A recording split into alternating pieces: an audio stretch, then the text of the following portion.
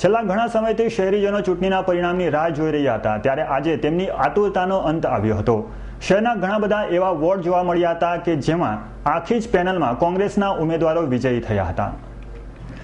ચૂંટણી પરિણામો દરમિયાન શહેરના કુલ 29 વોર્ડમાં ઘણા વોર્ડ પર રસાકસી ભર્યો માહોલ સર્જાયો હતો। ઘણી બેઠકો પર ભાજપાને તો કેટલીક બેઠકો પર કોંગ્રેસને જીત મેળવતા રસાકસી ભરી સરસાઈનો સામનો કરવો પડ્યો હતો।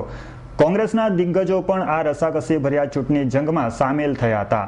ખુદ ભૂપેન્દ્ર સોલંકી ઝીણવટભરી સરસાઈથી જીત હાંસલ કરી શક્યા, ત્યાં બાબુ રાયકા જેવા અગ્રણી નેતાને હારનો સ્વીકાર કરવો પડ્યો હતો। ચૂંટણી જંગમાં જીતી ગયેલા કોંગ્રેસના અગ્રણી નેતા ભૂપેન્દ્ર સોલંકીએ જીતનો આનંદ પ્રગટ કરી મતદાતાઓનો પાળ માન્યો હતો।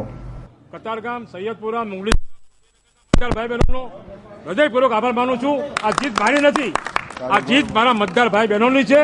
એમણે અમને આ જીત અપાવી છે। ગુજરાતની ભાજપ સરકારે હદ વટાવી છે।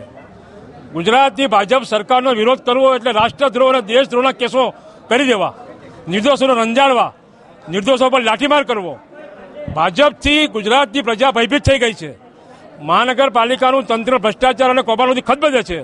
એના કારણે આ ભાજપની હાર થઈ છે। ભાજપે પણ હજી સમજી લેવાની જરૂર છે। જો ભાજપ સાલમાં નહીં સમજે તો આગામી 2017ની વિધાનસભાની ચૂંટણીમાં કોંગ્રેસ પક્ષના મુખ્યમંત્રી હશે, એમાં કોઈ શંકાને સ્થાન નથી। કોંગ્રેસની જીતમાં અસલમ સાયકલવાળાને પણ જનતા જનાર્દને જીતનો હાર પહેરાવતા તેમણે પણ ખુશી વ્યક્ત કરી જનતાનો આભાર વ્યક્ત કર્યો હતો। ભાઈ આજરોજ આ વોર્ડ નંબર 18 સુરત મહાનગરપાલિકાના આંજાણા ખટોદરામાં ભારતીય રાષ્ટ્રીય કોંગ્રેસના 4 ઉમેદવારોનો વિજય થયો છે। એ વિજય અમારો નથી, પણ સૌ મિત્રોનો, સૌ જાગૃત મતદારોનો વિજય છે, જેમને રાત દિવસ આ પેનલને જીતાડવા માટે તનતોડ મહેનત કરી છે। લોકોએ મતદારો અમારામાં જે વિશ્વાસ મૂક્યો છે એ વિશ્વાસ બિલકુલ ફળીભૂત થશે અને લોકોની સમસ્યાનું કઈ રીતે નિરાકરણ આવશે એનું ચારે સાથે રહીને લોકસેવક, નગરસેવક શું કહે છે એની વ્યાખ્યા લોકોને અમે બતાવીશું। કોંગ્રેસની વિવિધ બેઠકો પર થયેલી જીતમાં જનતા જનાર્દને અસલ મિજાજ બતાવી પાટલી બદલુ અશોક જીરાવાળાને પણ જીતવા દર્શન કરાવ્યા હતા।